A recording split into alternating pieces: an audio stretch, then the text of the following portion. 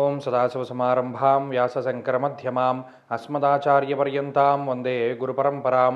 జ్యోతిషశాస్త్రాన్ని భావితరాల వారికి ప్రసాదించిన ఋషుల యొక్క పాదపద్మాలకి నమస్కారం చేసుకుంటూ, అలాగే నాకు ఈ జ్యోతిష విద్యను నేర్పిన గురువర్యులు జ్యోతిష బ్రహ్మ కీర్తిశేషులు శ్రీ ఈరంకి సూర్యనారాయణమూర్తి గారు, సూర్యశ్రీ దైవజ్ఞ గారి యొక్క పాదపద్మాలకి నమస్కారం చేసుకుంటూ, ఓం శ్రీ మహాగణాధిపతి నమః, శ్రీ గురుభ్యో నమః, హరి ఓం. వీక్షకులందరికీ నమస్కారం.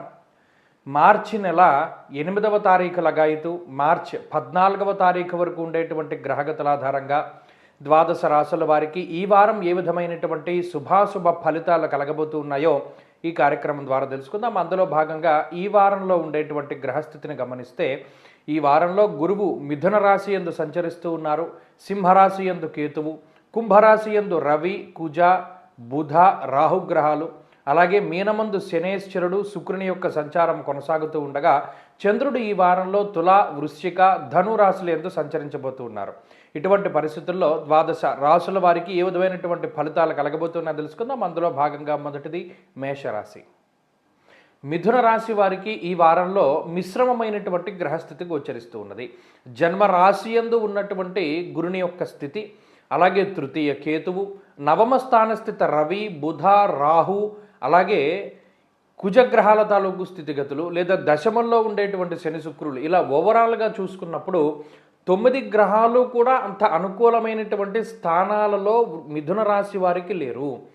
ఎప్పుడైతే గోచారంలో 9 గ్రహాలు ప్రతికూలంగా ఉంటాయో, మరి ఏమంటే గత వారంలోనేమో గ్రహణం తాలూకు శుభ ఫలితాలు ఒక నెల రోజులు ఉంటాయన్నారు కదా, మరి ఈ వారంలో ఏ గ్రహము అనుకూలంగా లేదని అంటున్నారంటే, ఇక్కడ మీరు ఒక విషయాన్ని గమనించాలి.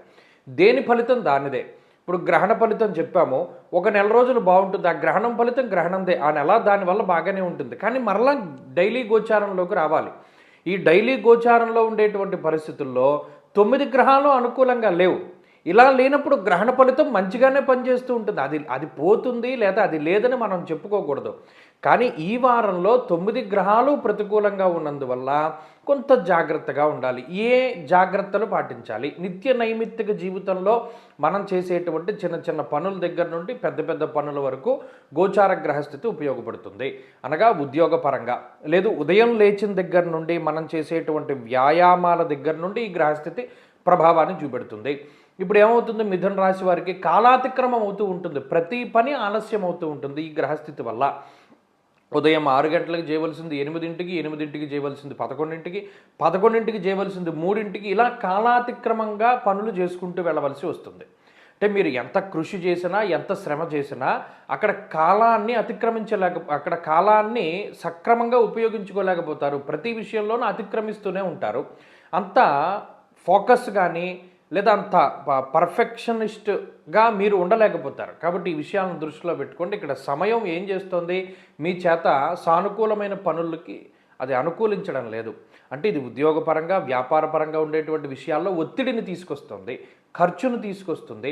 కొన్ని విషయాల్లో ఈ పని చాలా లేట్ అయిపోయింది, ఇది గమ్మున అవ్వాలి అన్నటువంటి ఉద్దేశంతో కొంత డబ్బును కూడా ఖర్చు పెట్టవలసి వస్తుంది.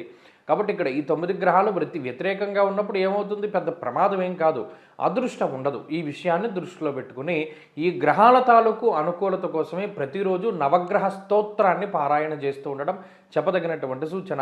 ఈ వారంలో కలిసి వచ్చేటువంటి రోజు సోమవారంగా చెప్పవచ్చును. అదృష్ట సంఖ్య 5, అదృష్ట వర్ణము తెలుపు. తదుపరి కర్కాటక రాశి.